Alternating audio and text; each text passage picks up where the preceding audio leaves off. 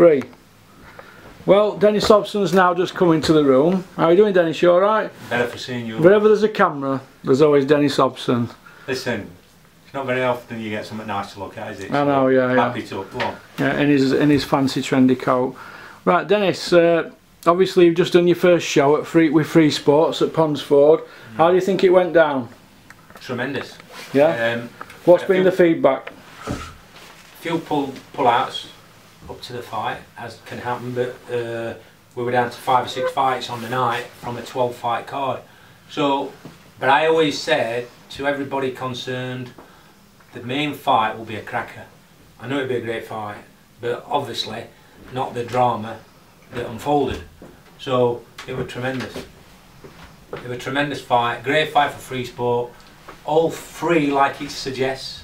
Yeah. So great value, and Liam become of age. He came of age, and it produced the potential that me and Chris, and the belief that me and Chris had had in him from day one. And obviously he's got a pedigree with being an ABA champion and stuff, and I've seen him as a young kid spar with Clinton, and I know he got something about him. And then the job that Chris did with him in the amateurs were tremendous. And you know, they say, you know, cliches, you learn from your losses, things like that, but Liam has done that. And then that interview he's just done, but he's got a tremendous chin, and it all become down to, I think, on the night, not just the conditioning and the focus. It come down to the belief what he's got in himself. Yeah. Before that fight, and obviously now he thought he got that bit of special ability to go on and beat Sam and stop him. But now he's actually done it, he'll become a better fighter overnight. So the world's his oyster now.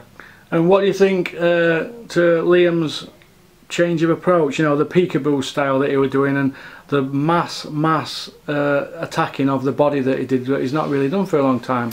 Yeah, he's always had it in his armour, and like that becomes a bit of a mindset and a negativity. I mean, if you look at his body when he fought Zach Dunn for the Commonwealth title, he didn't look like a boxer. He looked like somebody who just wore one of these white collars who just got out of the audience. There's no definition in him. Yeah. And all he's got is brave, his game, and compared to what he is today. So he fought Zach Dunn firing like it's like having a Rolls Royce with a mini engine in it.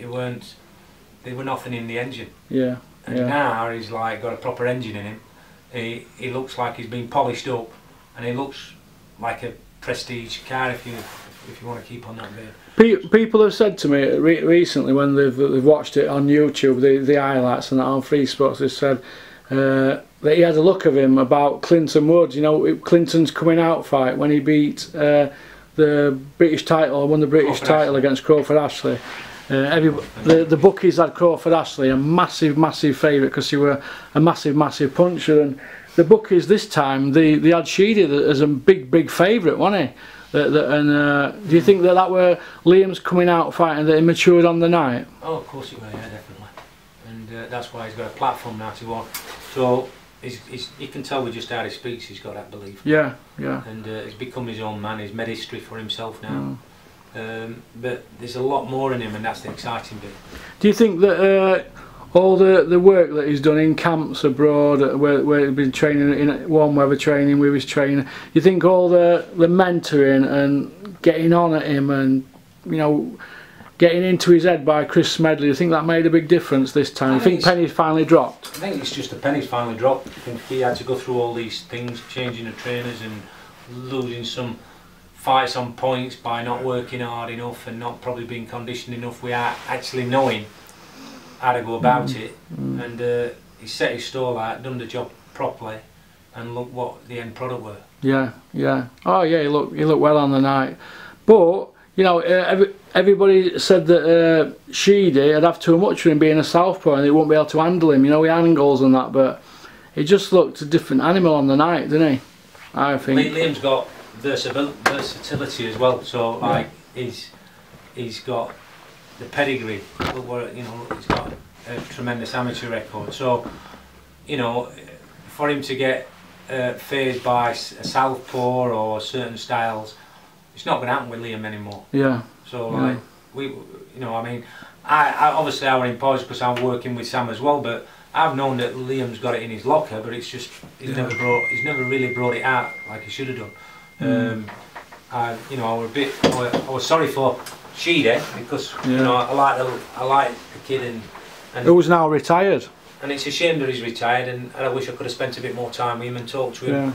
And but he never fulfilled what I think he could have done. But I don't think at middleweight. Yeah, there was an opportunity there for him to go and win the middleweight Commonwealth title. But I think his weight should be at light middle, and if he got the same sort of mindset as what Liam has, I think he'd win a European at light middle.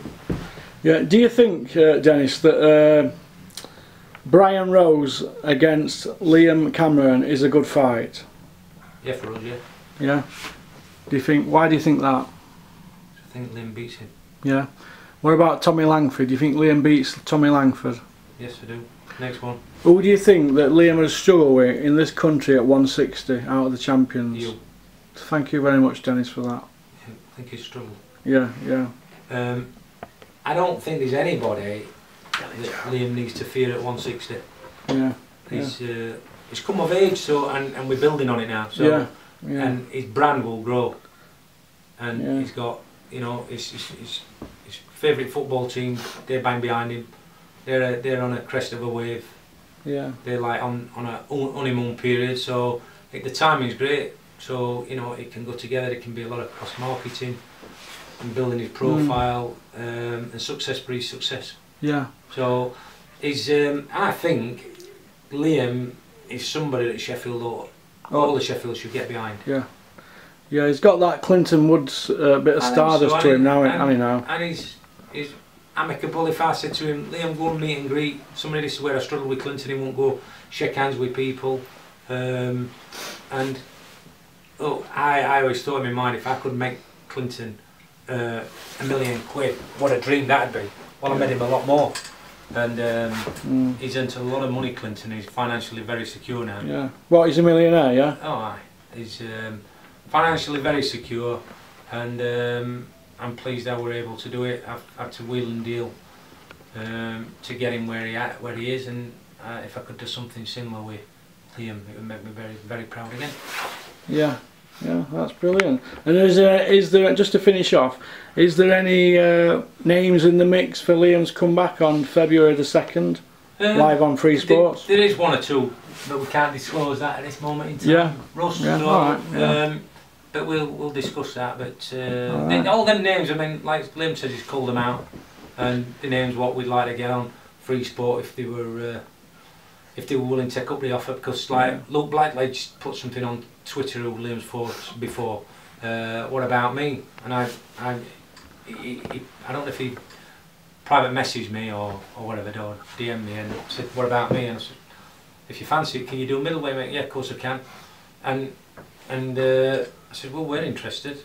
So I'd probably speak to Steve Woods about that one. That's another option for us. But there's one or two out there, and I've got a bit of a plan, and I'm waiting for a little bit to unfold as well. So, he's just come of age. So, you can think about going on the world stage. My idea is to like consolidate, but if there's an opportunity that comes along, which I think the timing's right, then we'll go. But if not, we'll consolidate this, establish Liam as the best Commonwealth champion, middleweight champion, and the best middleweight domestically as far as we can, with whoever's willing to take up the challenge.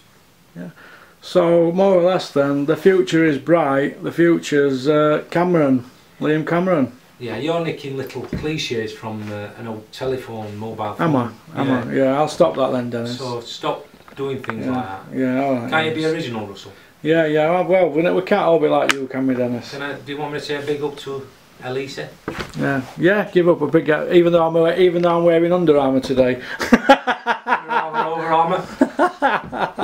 Right then, chaps. Pleased to be on Porky's Corner anyway. Thank you very much. It's the future. Porky's Corner YouTube. It's the future of boxing for all you hardcore fans out there. What we're doing, we're just getting at our fighters from our stable, giving them a bit of publicity, and gets them out there if you want to follow their journey. That's all it is. We're not doing it for views, and we're not doing it for sponsorships. Although I have had a few we have had a few free t-shirts from Elise.